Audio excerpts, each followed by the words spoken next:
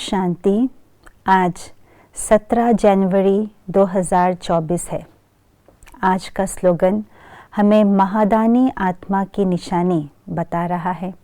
महादानी आत्मा किसको कहा जाएगा, उसका रूप क्या होता है, उसका स्वरूप क्या है, ये आज का स्लोगन स्पष्ट कर रहा है। सुनते हैं आज का स्लोगन। अपने समय को, सुखों को, प्राप्ति की इच्छा को सर्व के प्रति दान करने वाले ही महादानी हैं। बाप दादा ने कई मुरलियों में महादानी की अनेक परिभाषाएं बताई हैं और उनकी अनेक निशानियां भी बताई गई हैं।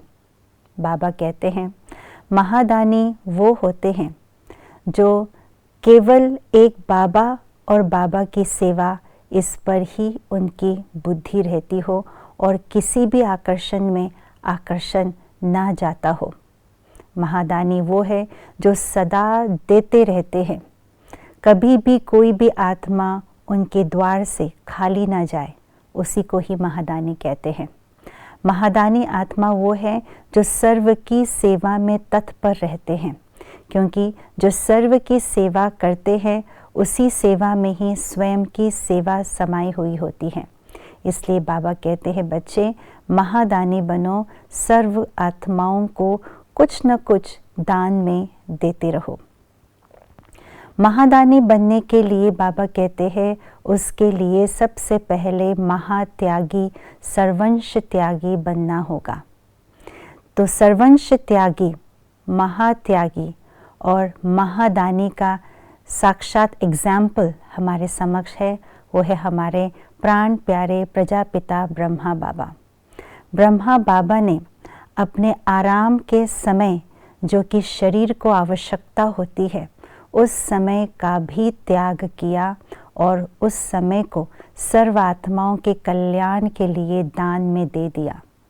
बाबा को किसी भी स्थूल प्राप्ति की कोई इच्छा नहीं रहती थी, क्योंकि बाबा के अखंड तपस्या द्वारा, अखंड साधना द्वारा बाबा को सब कुछ प्राप्त हो जाता था।